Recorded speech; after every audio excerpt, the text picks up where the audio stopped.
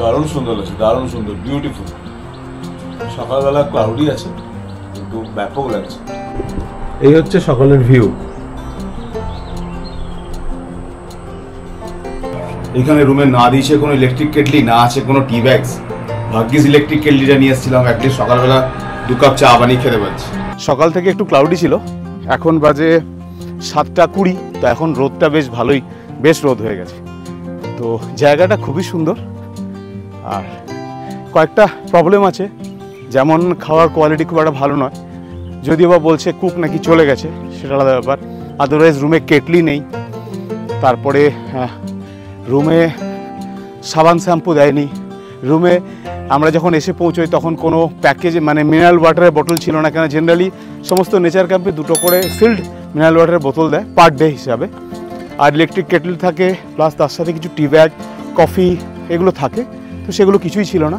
সকালবেলা হালকা গরমও আছে আর সুন্দর একটা হাওয়াও দিচ্ছে, ঠান্ডা ঠান্ডা, মানে একটা ওই ময়েশ্চার টাইপের ওয়েদার। তবে ব্রেকফাস্ট এসে গেছে। ব্রেকফাস্টে হচ্ছে একটা আলু মটরের ঝোল, এখানে আটার লুচি বা পুরি যাই হোক, কিন্তু আটার, ময়দার নয়। আর হচ্ছে একটা সুজির উপমাটা অনিতা খেয়ে বলছে ভালো, তাই তো। এদের নাকি কুক নেই, কুক চলে গেছে, সেই জন্য এরা নিজেরাই রান্না করছে। আমি দেখলাম স্টাফরা নিজেরা রান্না করছে। খেয়ে দেখি কেমন লুচিগুলো। আটা লুচি আমি খেয়েছি আগে উড়িষ্যায়, খুব খারাপ হয় না। এই উপমাটা আমি খেয়েছি ছত্তিশগড়ে, এই সেম উপমা। আমরা যেটা খাই সেটা হচ্ছে ঝুরঝুরে, আর এটা একটু দেখুন ওই পেস্ট টাইপের জিনিসটা। এখানে আমরা ব্রেকফাস্ট করছি, তো সবচেয়ে বড় সমস্যা হচ্ছে সব কিছু বলে দিতে হচ্ছে। নর্মালি নেচার ক্যাম্পগুলোতে সকালে ব্রেকফাস্টে 2টো করে ডবল ডিমের মানে অমলেট খেতে পারেন, অথবা বয়েলড এগও থাকে। তো আমরা আজকে চেয়েছি উপমা আর পুরি দিয়ে গেছে, তো বয়েলড এগ দেয়নি। এখন বলতে বললো হ্যাঁ স্যার, আপলোগনে বলা নেই, বলার কোনো দরকার নেই, ব্রেকফাস্টে যা যা থাকবে সেটা দেওয়াই স্বাভাবিক।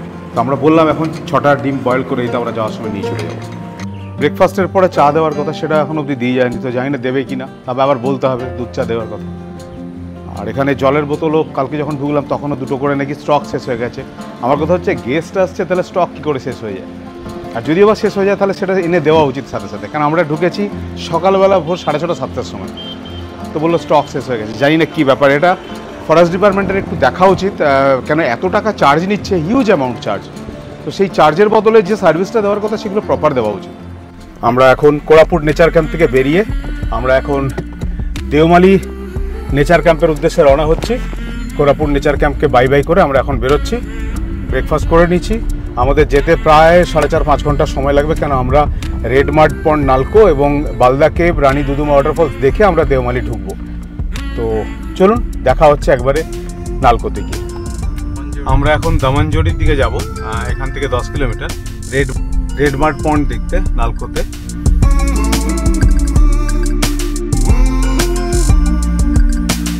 আমি এখন এসে দাঁড়িয়েছি নালকোর যে রেড মাড পন্ড আছে সেইখানে। এই দেখুন,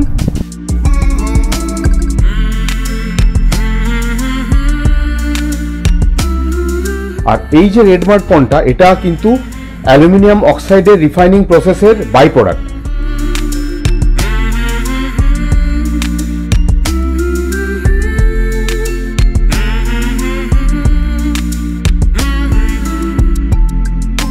এটাকে মাডের আকার ধারণ করানো হয়েছে, তার কারণ না হলে এটা ধুলোর মতন হয়ে আকাশে উড়ে বেড়াতো এবং আমাদের নাকে চোখে এসে লাগতো। এটা কিন্তু খুবই বিষাক্ত, এটা কিন্তু একটা টক্সিক ওয়েস্ট।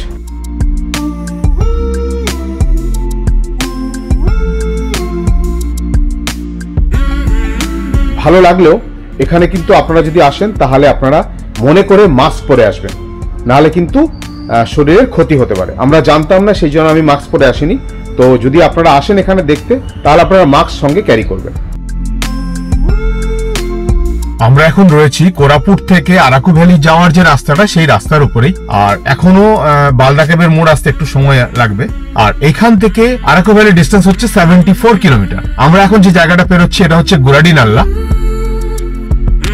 আমরা এই পৌঁছলাম বালদা কেভের মোড়। এখান থেকে আরো 3 কিলোমিটার উপরে যেতে হবে, কেন যে জায়গাটা আমরা যাচ্ছি কেভ, তো আশা রাখছি ওটা একটু উঁচুতেই হবে। তবে রাস্তাটার কন্ডিশন কিন্তু খুব খারাপ, বেশ খারাপ রাস্তাটার কন্ডিশন যা দেখছি।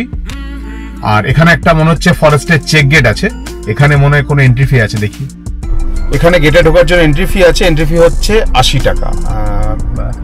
বললো ফরেস্ট ডিপার্টমেন্টের নাকি, এটা ভিএসএস গ্রুপের। তো গেটের এটা দেখে ছাপচোপ দেখে মনে হচ্ছে ফরেস্টেরই।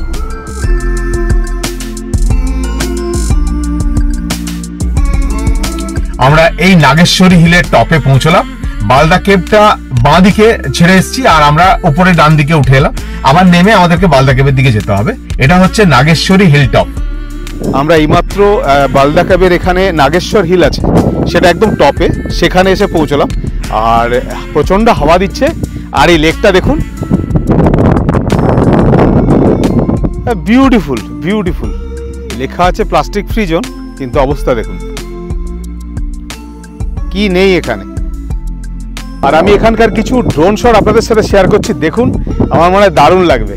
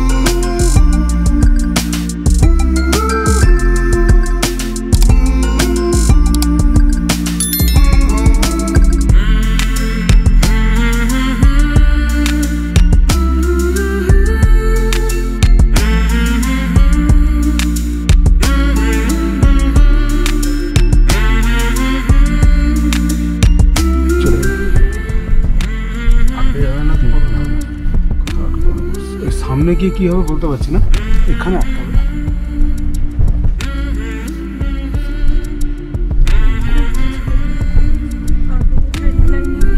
এই আমরা বালদা কেভে এসে পৌঁছলাম। আমি এই জাস্ট বালদা কেভের সামনে এসে পৌঁছলাম। এখানে দুটো রাস্তা আছে দেখছি, একটা এখানে একটা ওই দিকে। তো জানি না কোনটা দিয়ে, দেখি কোনটা দিয়ে কি দেখা যায়। এটা দিয়ে উঠি। এই হচ্ছে গুম্ফা বলছে, প্রতি হালকা জল ড্রপলেটস। এই হচ্ছে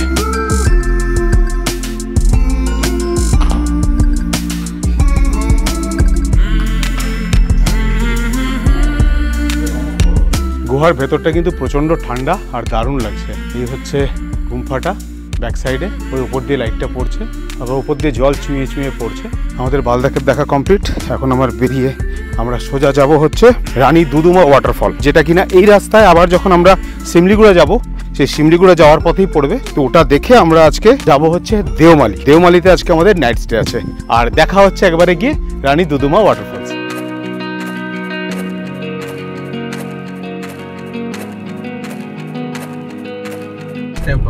উপরে গণেশ টেম্পল আছে আর রানী দুদুমা ওয়াটারফলস এটা দিয়ে দেখাচ্ছে।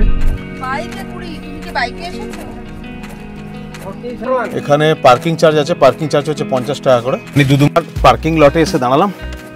আর এখন বাজে হচ্ছে 2:50। জিপিএস দেখাচ্ছিল 2:50 লাগবে, একদম ঠিকঠাকই দেখাচ্ছিল। ওখানে পার্কিং চার্জ দিতে হলো, এখানে মানে टिकट काटता হবে। गाड़ी पार्किंग का 50 वहाँ पे दे दिया। अभी यहाँ पे टिकट का कितना है? टिकट का 10 रुपया, जन को 10, 3 है 30 रुपये। এখানে জলের ব্যবস্থা আছে। রানী দুদুমা ওয়াটারফলসটা যতদূর ধারণা পিকনিক স্পট, তার জন্য এত সুন্দর করে সাজানো গোছানো আছে। এখানে পার্কিংয়ের জন্য 50 টাকা লাগে আর জনপ্রতি 10 টাকা করে হচ্ছে এখানকার এন্ট্রি ফি, মানে টিকিটের জন্য, দুদুমা ওয়াটারফলস দেখার জন্য। আমরা এখন যাচ্ছি ওয়াটারফলসের দিকে। বললো ওই গেট থেকে 650 মিটার। এখানে লেখা আছে রানী দুদুমা চিলড্রেন্স পার্ক। রানী দুদুমা ওয়াটারফলসে ঢোকার মুখে গেটটা দেখুন, কিং কং।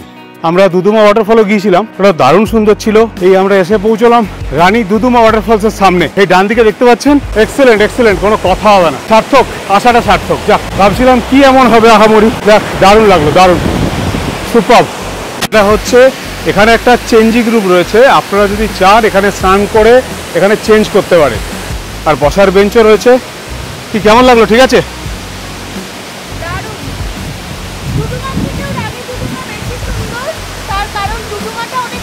দূর এক্স্যাক্টলি, এটা আরো বেশি ভালো লাগে।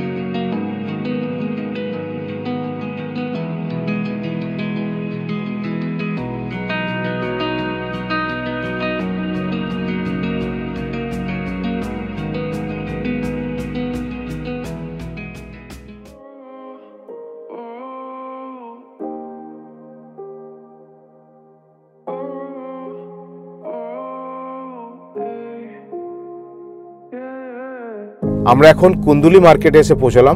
এই মার্কেটের নাম কেউ কেউ কুন্দুলি বলছে, আবার কেউ কেউ বলছে কুন্দিলি। তো যাই হোক, আমরা এখানে পৌঁছলাম। এখানে আদা এবং রসুন দুটোই খুব সস্তা। আদা বললো 80 টাকা করে কিলো, আর রসুনটা বললো এই মুহূর্তে স্টক নেই, বলতে পারছে না। তবে যাওয়ার সময় আমি 3-4 কিলো আদা নিয়ে যাবো, এটা ডিসাইড করেছি। দারুণ সুন্দর আদাগুলো, পুরো একদম আমাদের ওখানের মতো। আর এখান থেকে যে আমরা দেওমালি যাচ্ছি, দেওমালি ডিস্টেন্স এখনও 24 কিলোমিটার। দেওমালি টপে উঠে আমাদের প্রায় সন্ধ্যায় মুখেই পৌঁছবো। আর চলুন, এই রাস্তার পুরো বিউটিটা না অসাধারণ বিউটি। আমি ড্রোন শট কিছু শেয়ার করছি, সেগুলো দেখুন। আর প্রচুর সিনিক বিউটি, মানে এত সুন্দর সিনিক বিউটি যা চিন্তা করার বাইরে। আপনারা আসুন, জায়গাটা দারুণ লাগবে। আর আমি পুরো ডিটেলস, যেখানে আমরা থাকবো, দেওমালি ইকো কটেজ বা দেওমালি নেচার ক্যাম্প, সেইখানকার পুরো ডিটেলস ভিডিও আমি দিচ্ছি। আপনারা দেখতে থাকুন ভিডিওটা, আশা রাখছি দারুণ লাগবে।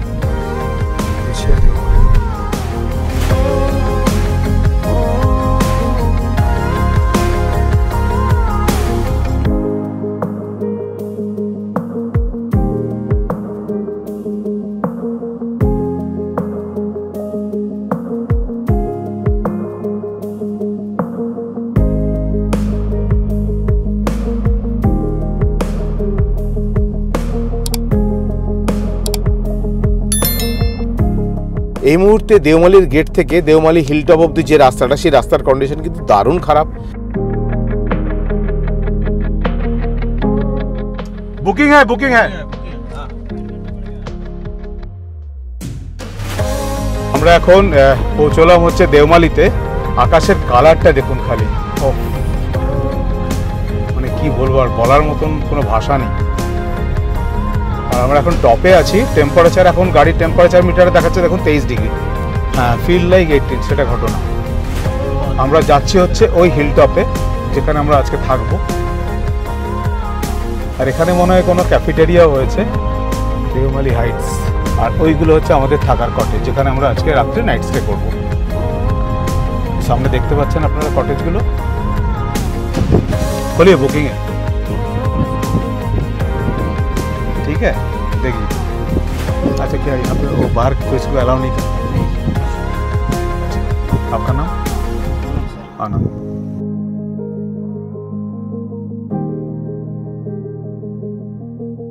অসাধারণ ভিউ।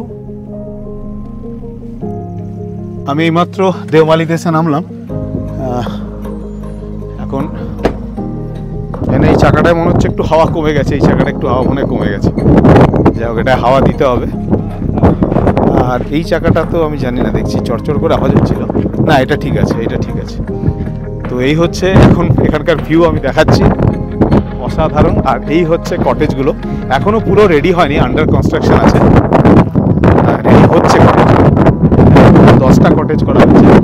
1 2 3 4 5 6 7 8 9, ওই একটা 10। দারুণ সুন্দর ভিউ, দারুণ, সুপার।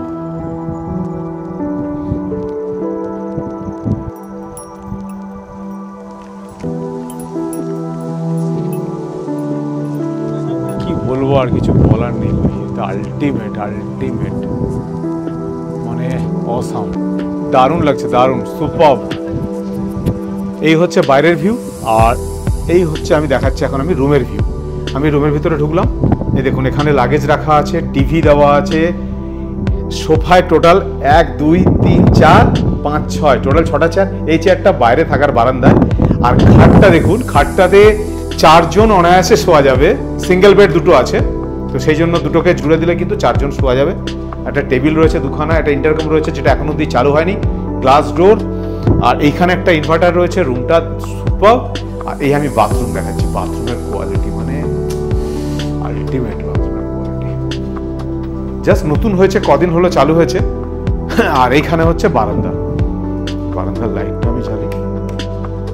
এই হচ্ছে বারান্দা, এই হচ্ছে বারান্দা। আর বারান্দা থেকে বাইরের ভিউ,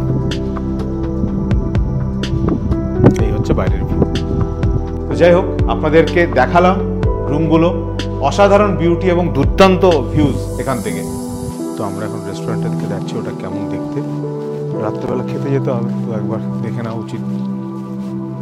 এটা মানে বেসিক্যালি যে কটেজগুলো বানিয়েছে এটা একটা পাহাড়ের এজে 10 নম্বর যে কটেজটা আছে সেটার ভিউ হচ্ছে সবচেয়ে ভালো হচ্ছে সানসেটের, আর 1-2 হচ্ছে সবচেয়ে ভালো হচ্ছে সানরাইজের। জায়গাটা কিন্তু দুর্দান্ত হচ্ছে, দুর্দান্ত। এখনও পুরোপুরি কনস্ট্রাকশন পুরো রেডি হয়নি। চয়েস খুব ভালো। আর আজকে চাঁদ একদম আমার কটেজের উপরে, মাথার উপরে। এইখানে দুটো ডরমিটারি আছে, ডরমিটারিগুলো হচ্ছে ড্রাইভারদের থাকার জন্য। এটা হচ্ছে ড্রাইভার্স কটেজ, মানে ড্রাইভারদের থাকে। এখানে মনে হয় 1, 2, 3, 4, 5টা, আর আরেকটা আছে। তো দুটোতেই 5টা করে বেড আছে, বেশ ভালো। দুটো টয়লেট রয়েছে। আমরা ডিনারের জন্য চলে এসেছি রেস্টুরেন্টে। রেস্টুরেন্টে কিন্তু দারুণ সুন্দর সাজানো, এই টেবিলগুলো বিউটিফুল বিউটিফুল, খুব সুন্দর সাজানো গোছানো। রেস্টুরেন্টগুলো দারুণ সুন্দর, এক্সেলেন্ট কোয়ালিটি। দুপুরে লাঞ্চ করবো বলেছিলাম, লাঞ্চ তো করতে পারলাম না, কেন প্রচুর দেরি হয়ে গেলো আস্তে আস্তে।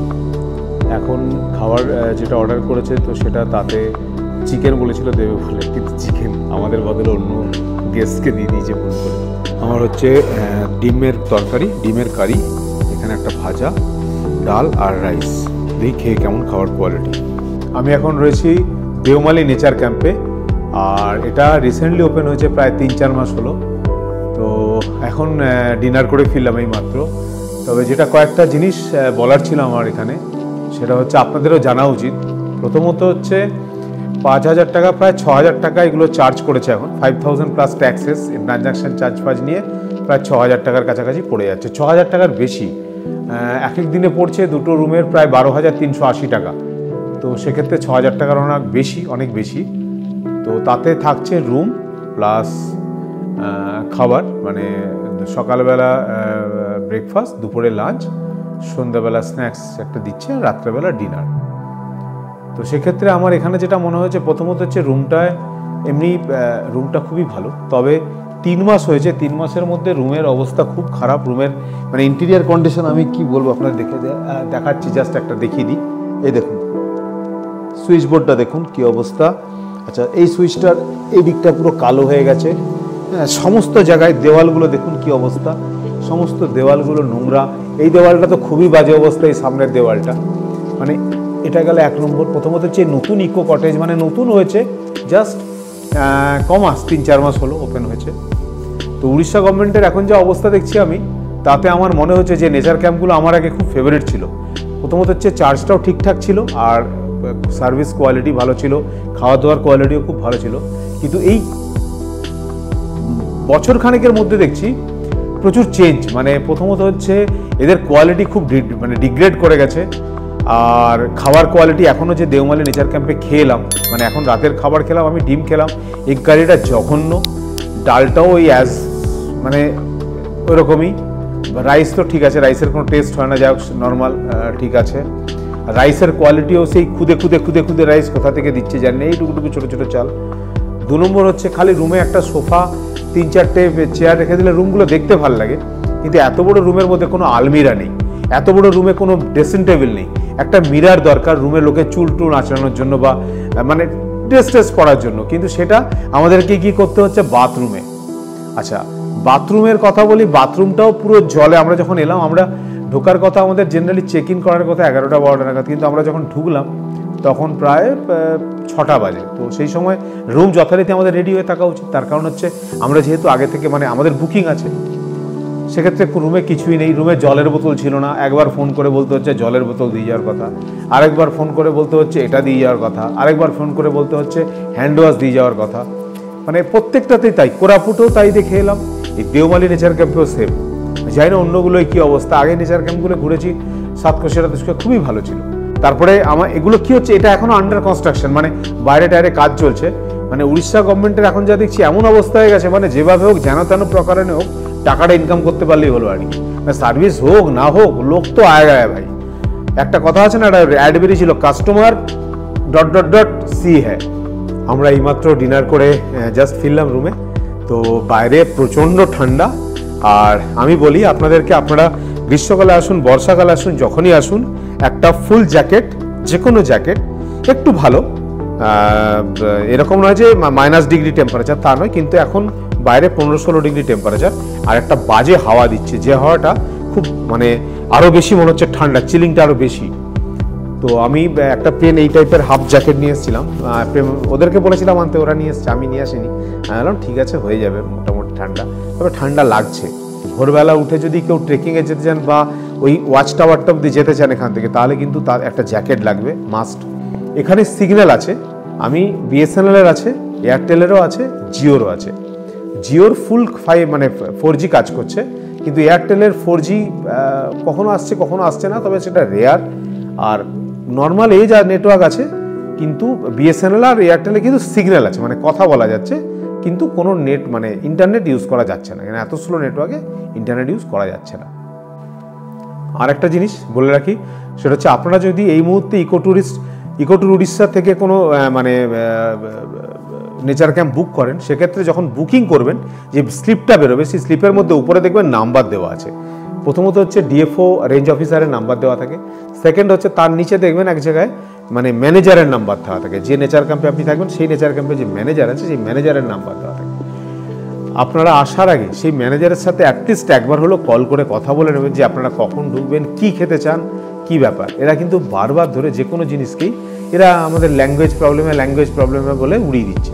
এক্স্যাক্টলি কিন্তু তা নয়। আমার কারণ হচ্ছে সব জায়গাতেই দেখলাম চেয়ে নিতে হচ্ছে জিনিসটা, জিনিসটা দিতে চাইছে না। ওপর থেকে অর্ডার আছে যে যদি না চায় কাস্টমার তাহলে দেওয়ার দরকার নেই, থাক স্টকে থাক, রেখে দেবো। এটা ঠিক করা উচিত, উড়িষ্যা গভর্নমেন্টের দেখা উচিত এই ব্যাপারটা নিয়ে কোনো একটা স্টেপ নেওয়া উচিত। তবে নেচার ক্যাম্পগুলো আদারওয়াইজ এমনি সবই ঠিক আছে, ব্যবহারও ভালো এদের, এমনি খারাপ নয়, মিথ্যা কথা বলবো না। আমরা যা চাইছি তাই করে দিচ্ছে, সবই যা বলছি সেটাই দিয়ে যাচ্ছে। কাল সকালে আবার আপনাদের সাথে দেখা হবে। Tata, bye bye, good night. এখন আমি জাস্ট বাইরেটা দেখাচ্ছি আপনাদের সকাল মর্নিংয়ের ভিউটা। রোদ উঠেছে হালকা, এই হচ্ছে মর্নিংয়ের ভিউ। আর এই হচ্ছে আমাদের সমস্ত কটেজ লাইন দিয়ে। যিনি নবীন পটনায়ক উনি করেছেন 3 ফেব্রুয়ারি 2023-তে। অনেক কিছু অ্যাডিশন করতে হবে, আদারওয়াইজ এগুলোর কস্ট অনেক বেশি সার্ভিসের চেয়ে। এই হচ্ছে কটেজগুলোর ভিউ। আর একদম লাস্টে হচ্ছে রেস্টুরেন্ট রয়েছে। আর আমরা এই দুটোতে আছি, 1 নম্বর আর 2 নম্বর। এই দুটোর ভিউ সবচেয়ে ভালো সানরাইজের জন্য। আর লাস্টের যেটা আছে 10 নম্বর, সেটা সবচেয়ে ভালো হচ্ছে সানসেটের জন্য। চা বলেছিলাম সকালবেলা, এখন অবধি কেউ চা দিয়ে গেল, সেই জন্য একবার দেখতে যাচ্ছি। এই হচ্ছে কটেজগুলোর ভিউ।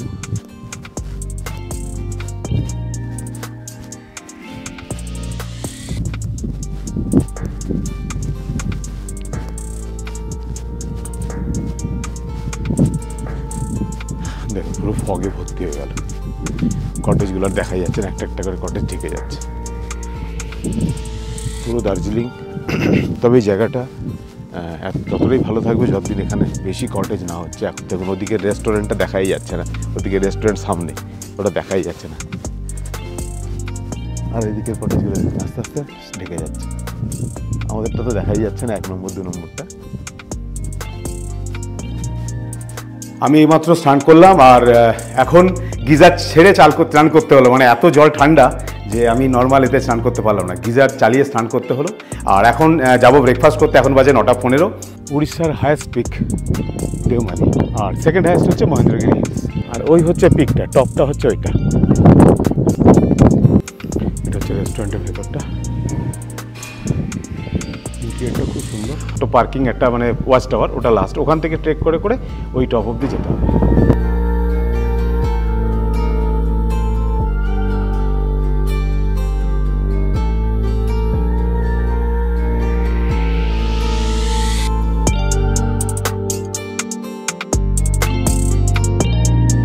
এখনও পুরোটাকে প্রপারভাবে চালু করেনি, কিন্তু উড়িষ্যা গভর্নমেন্ট কিন্তু অলরেডি ভাড়া দেওয়া শুরু করে দিয়েছে। এটা আমি অদ্ভুত লাগছে যে ট্রেনিং দেয়নি, মিসকমিউনিকেশন হচ্ছে প্রচণ্ড। একরকম বলছি, একরকম বুঝছে। উড়িষ্যা ভাষাতেও যারা উড়িষ্যা বোঝে তারাও বলছে যে এরা বুঝতে পারছে না। কিন্তু আমার কথা হচ্ছে পুরোপুরি করে রেডি করে স্টার্ট করা উচিত। অর্ধেকটা হয়েছে তারপরে স্টার্ট করে দিয়েছে, পয়সা কোনোভাবে এলেই হলো আর কি, তারপরে দেখা যাবে বাকিটা। কাস্টমার গেস্টরা অসুবিধায় পড়ুক কোনো ব্যাপার না। প্রত্যেকটা রুমে মারাত্মক গন্ধ বাজে, সবাই কমপ্লেন করছে একই। আর এখানে আমরা যে রুমটা আছে মানে 2 নম্বর কটেজটা, সেটাতেও খুব বাজে স্মেল। লুচি দিয়ে গেছে, পুরি আর তরকারি, আর আমাকে আবার বলতে হলো বয়েল আন্ডার জন্য। এখানে মানে যাই করছি বলতে হচ্ছে। জেনারেলি মানে এদেরকেও ট্রেনিং প্রপার দেয়নি আর কি ঠিকঠাক করে। কারণ এখানে নিয়ম হচ্ছে ব্রেকফাস্টে বয়েল আন্ডা অথবা অমলেট, পোচ সব জায়গায় পাওয়া যায় না, সবাই বানাতেও পারে না। আর পুরি সবজি অথবা ব্রেড বাটার অথবা রুটি বা উপমা এই টাইপের জিনিসপত্র দেওয়া হয়। তো এখানে তো জাস্ট পুরি দিয়ে গেছে, দেখুন এটা হচ্ছে ব্রেকফাস্টের নমুনা, আর কিচ্ছু নেই, সাথে কিচ্ছু নেই, নাথিং। পুরির টেস্টটা ভালো, খারাপ না। আর এই পুরিটা এটা ময়দার, এটা আটার নয়। আমি প্রথম ময়দার খাচ্ছি পুরির সাথে, মানে নেচার ক্যাম্পে আর কি। এখানে একটা জিনিস করেছে, সেটা হচ্ছে এখানে কোন দিন কী কী পাওয়া যাবে সেটা এখানে লেখা আছে। এরা নিজেরা একটা মেনু কার্ড বানিয়েছে, সেই মেনু কার্ড অবধিও কিন্তু পাওয়া যাচ্ছে না। চাটাও আমাকে খাওয়ার পরে, ব্রেকফাস্টের পরে টি আর কফি আছে, তো সেটা আমাকে বলতে হলো যে আমরা কী খাবো। চা বলতে তারপরে দিল। ওদের এসে অ্যাটলিস্ট জিজ্ঞেস করা উচিত। চেয়ে চেয়ে খেতে কেমন খারাপ লাগে আর কি। 4টে ডিম সেদ্ধ বললাম, ডিম সেদ্ধ করতে, তাও করলো 2টো। বললাম 4টে, দেখালামও 4টে, বললাম 4টে, 4 বললাম, কত কিছু বললাম, হিন্দি ইংলিশ বাংলা সব মিলিয়ে আর কি, তাতেও কিন্তু করলো 2খানা। ওই হচ্ছে দেওমালি পিক, এখন একদম পুরো ক্লিয়ার পিকটা। আর এই নিচের ভিউ,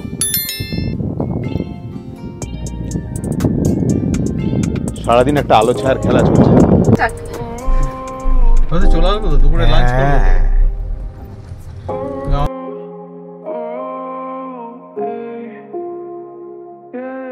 প্রত্যেকটা পাহাড় কেমন যেন মনে হচ্ছে হাতির মাথার মতন, আর সুরটা নেমে আসছে। দারুণ দারুণ দারুণ লাগছে, সুপার। আমার সামনে 2টো কলার গাড়ি যাচ্ছে, দেখার মতো, সবাই দেখে অবাক হয়ে যাচ্ছে।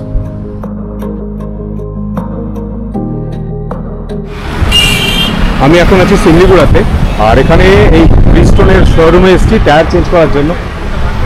সে টায়ারই একবারে নষ্ট হয়ে গেছে, খালি হাওয়া বেরিয়ে যাচ্ছে।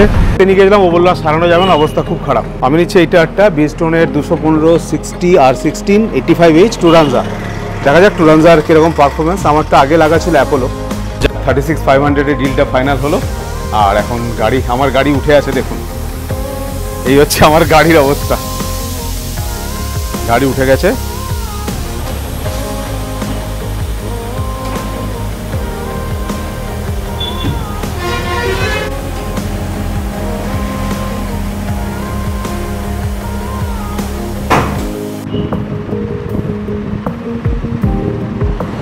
পুরোনো বল অলরেডি 75,000 কিলোমিটার চলে গেছে। এখন হবে হুইল অ্যালাইনমেন্ট, ব্যালেন্সিং হয়ে গেছে, এখন অ্যালাইনমেন্ট করা। আমি যে ব্রিজস্টোনের শোরুমে আছি, এখানে ম্যাডাম আছেন, উনি কলকাতা থেকে, মানে ওনার জন্ম কলকাতায়, কিন্তু মানে উনি এখানেই বড় হয়েছেন। আর এখান থেকেই নিলাম। এটা সিমলিগুড়াতে ব্রিজস্টোনের স্টোর। আপনারা যদি এখানে আসেন, যদি কোনোদিনও দেওমালি বা কোরাপুট ঘুরতে আসেন, যদি কোনো সমস্যা হয় আপনারা এখানে আসতে পারেন টায়ার চেঞ্জ করার জন্য। আমি এখানে আছি, ওনার নাম হচ্ছে প্রীতি মণ্ডল। এই ম্যাডামের সাথে এসে আপনারা কথা বলতে পারেন। আর আমি এখন যে টায়ারগুলো চেঞ্জ করলাম সেটা হচ্ছে অটো স্ক্যান থেকে, অটো স্ক্যান সিমলিগুড়া। গতকালের ভিউ অন্যরকম ছিল, আজ এখন আমরা আবার সেই গতকালের মতন বেলা করে এসে পৌঁছলাম। লাঞ্চ করা হয়নি, এখন লাঞ্চ করব। আর এখনকার ভিউ দেখুন। আর এই হচ্ছে লাঞ্চ করার জন্য এখন বাজে হচ্ছে 4:31, মানে আমরা চেঞ্জ করতে গেছিলাম, টায়ারে হাওয়া দিতে গেছিলাম, আর টায়ার পাংচার রিপেয়ার করতে গেছিলাম। তো আমরা এখন যাচ্ছি হচ্ছে টায়ার চেঞ্জ করে নিয়ে গেলাম, প্রায় 37,000 টাকা চলে গেল। 36,500 পড়লো 4টে টায়ার ব্রিজস্টোনের টুরানজা। যাই হোক, আমরা এখন চেঞ্জ করে এখন খেতে যাব, লাঞ্চ করতে যাব। লাঞ্চ করার টাইম হচ্ছে আমাদের 4:30। এটাকে কিন্তু আমরা অনায়াসে বলতে পারি উড়িষ্যার দার্জিলিং। সিরিয়াসলি বলছি, দার্জিলিংও এখন এত ঠান্ডা থাকে না যেটা এখানে আছে। তবে সেটার জন্য বাঙালিরাই দায়ী। মোটামুটি ওখানে অনেকে তো ঘরই বানিয়ে ফেলেছে, প্রতি মাসে যায় এরকম। আজকে এত খিদে পেয়েছে যে খাওয়া শুরু করে দিয়েছি। আজকে দুপুরের মেনু হচ্ছে চিকেন, ডাল, আর একটা ভাজা দিয়েছে, কাঁচা লঙ্কা, পাঁপড়, আর হচ্ছে পেঁয়াজ, দুজনেরই তাই। আর দই আছে বললো, দই দিচ্ছে। তো এই হচ্ছে আজকের মেনু। তো ডালের টেস্টটা ভালো করেছে, ভাজাও ভালো। আর মাংসটা এখনও খেয়ে দেখিনি, আমি দেখছি মাংস খেয়ে কেমন।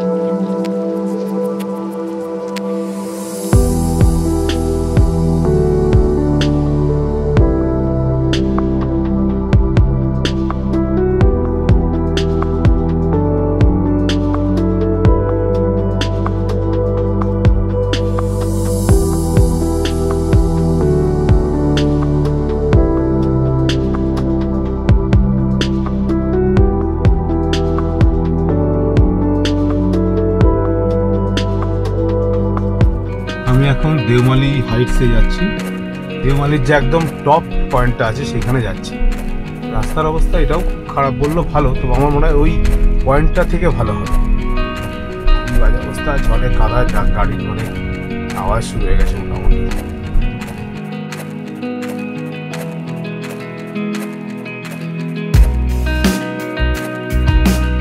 দেওমালির টপে, আর এখন আমরা যেখানে আছি নেচার ক্যাম্পটা সেটা একটু নিচে, টপটা আছে। টপটা মানে যেখানে parking point. Actually Deomali top তো অনেকটাই, প্রায় 1600 মিটারের কাছাকাছি হাইট। এইখান থেকে রাস্তাটা বললো ভালো, এখান থেকে রাস্তাটা ভালো, অবধি ভালো। আমি এখন যাচ্ছি লাস্ট পার্কিং যেখানে, সেইখানে। কেন সবাই বলছে ওপরে নাকি বেশ ঠান্ডা, ওপরে এখন টেম্পারেচার ওইখানটা কাল রাতে আমাদের রিসর্টেই প্রায় 15 ফুট 14-15 নেমে গেছিলো রাত্রেবেলা। আর রাত্রেবেলা নাকি এই হিল টপটাতে মোটামুটি ওই রাত্রেবেলা 3-4 এরকম টেম্পারেচার থাকে বর্ষাকালেই।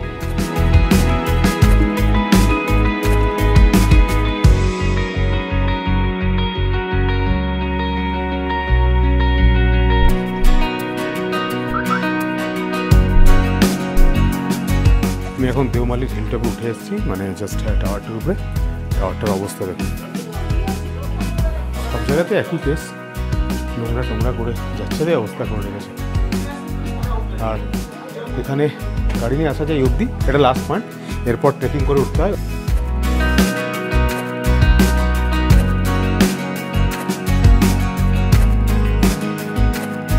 ওইখানে দেখা যাচ্ছে এই যে এজটা, পুরো এজটা আমাদের রিসর্টটা।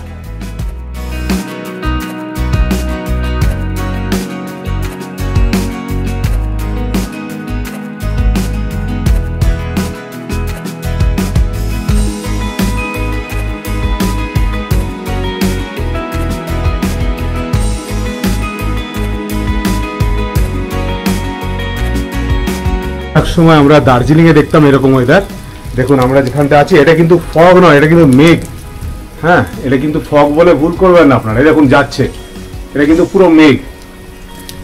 এক্ষুনি ঠিক ছিল, এক্ষুনি ভরে গেল সাথে সাথে পুরো চারদিক। ফগে পুরো ভরে গেছে নয়, কিন্তু এটা মেঘে পুরো ভরে গেছে, ঢেকে যাচ্ছে আর কি মেঘে। প্রচুর মেঘ আসছে, প্রচুর।